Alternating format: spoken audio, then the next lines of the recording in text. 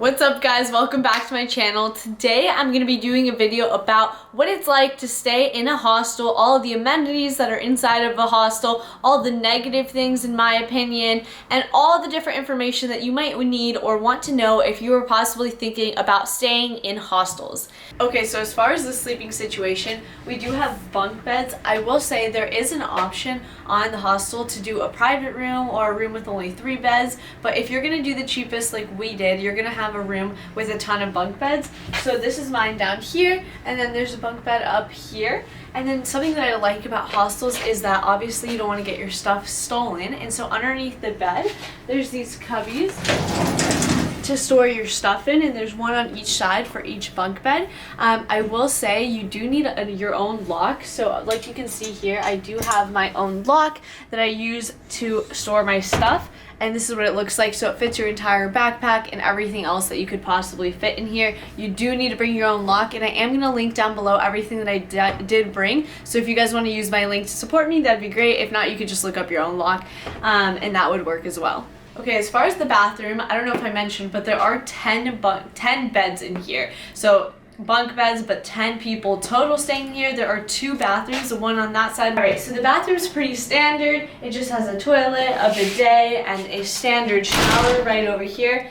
They don't give you towels per se. Like, there are towels in here, but they're not personal towels. So I did bring my own microfiber towel, and I do recommend that you guys get one. I think it has been one of the most helpful things. Again, that'll be linked down below. But as far as amenities, there's nothing actually in here. So there's no toothpaste, there's no shampoo. The only thing is that there's a body wash in the shower, and that is it. So you need to bring all of your own stuff as far as that goes. Lastly, in the room, I just wanted to show you kind of the living area. So we do have a full-length mirror right here, hello, a little place to put your stuff, and then you do have a little working table just in case you need to get some work done. And then as far as this way, it's just bunk bed after bunk bed after bunk bed after bunk bed, and that's pretty much everything in the room. I'll go ahead and show you guys downstairs and all the amenities when we go down there. Okay, so I do have to say that I have only stayed in one hostel so far, and that was in Italy, and of course every single hostel is going to differ from one another, but I think they all follow similar trends, and so I would kind of go with what you see in one and take that plus or minus a few points for all of the rest of them. So as you saw in the video, I did share a room with 9 other people. That was a personal choice because the more people that you share a room with, the less expensive that it is. So the hostel that I stayed at, A&O, I paid $16 a night. We stayed there for 4 days, and I did share with 9 other people. Although I will say it was not always full. So you might think sharing a room with 9 other people, that's a lot, but there was only 2 people my first 2 days. Then I think it was 4 the last 2. So it wasn't ever full, so keep that in mind. That's if there's 100% occupancy. They do give you the option to do 8 people per room. I think it's 5 people per room, and then a private room. So you can pay for a private room. It's just more expensive, like double as expensive. And so if you wanted to, you really could. $16 a night is not that much. If you wanted to pay $30, you could, and that would get you more privacy, but I chose not to because I genuinely wanted that hostel experience of staying with other people and talking to them and meeting locals, everything like that. As far as amenities, these are the things that they had that you would need. So they did have a laundry, washer, and dryer, but you did have to pay for it. So I think it was $4 for the washer and $4.50 for the dryer. Just kidding, that's in euros. So you did have to pay, but it was a laundry room, and we did do laundry there. The clothes came out smelling fine, whatever. No one stole your stuff. So as far as laundry, they do have that. They also had a little work area with a bunch of outlets and desks, and so if you needed to get work done, like I did, editing and everything like that, you could do that. There was a bunch of chairs. Then they had a coffee machine. You did have to pay. A pool table, you did have to pay. It was $2.50 every 30 minutes, and I think the coffee was something like $2. They had vending machines and lockers downstairs in case you had extra stuff that didn't fit in your room. You did have to pay for those lockers, although Upstairs in the room, like I showed in the video, they did have those lockers underneath the bed. Just make sure to bring your own locks. That is something that you definitely need when you are going abroad, is your own locks. So buy those. Something else that they did not provide is towels. So when I say that, I mean they did give you like 2 towels in your bathroom, but I personally didn't want to use them. I just felt uncomfortable. There's 9 other people. You don't know if someone wiped their mouth on one and just left it there or something like that. So I did bring my own microfiber towel, which I'll put in the description, and I think that that was an absolute necessity. Something else that surprised me is that they didn't actually give you sheets for the bed. So they give you a pillow that's not in like a case, a pillowcase, and then a blanket that's not wrapped, if that makes sense. And if you want sheets, you had to pay at the front. It was like €3 to get sheets for the entire time.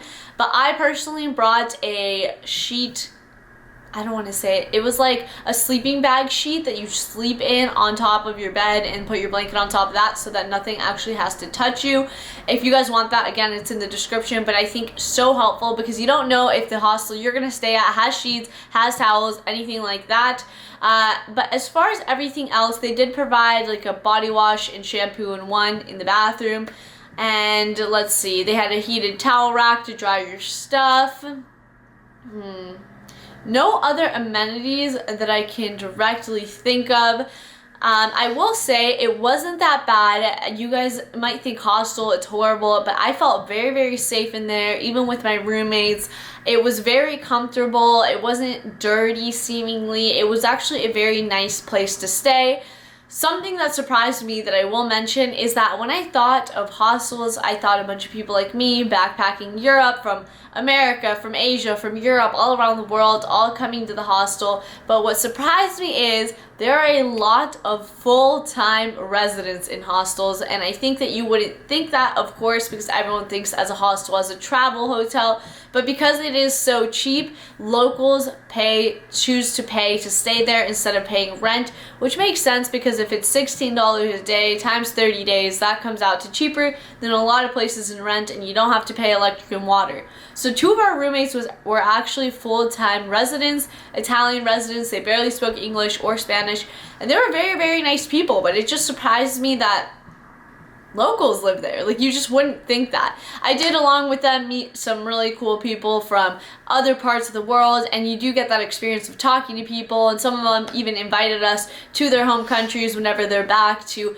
play sports or hang out or do any of those things. So I will say, do expect to meet people. There are a ton of young people along with the random older residents that do live there. That is everything I think about this hostel in particular. If you guys want me to review other hostels, I can do that, and overall I'll give it a rating of a 6.5 out of 10, 5 being the average hostel. And if you guys want me to review any other hostels or Airbnbs or anything else that I stay in, just comment down below and I'll leave that, and I'll do other countries or do something like that.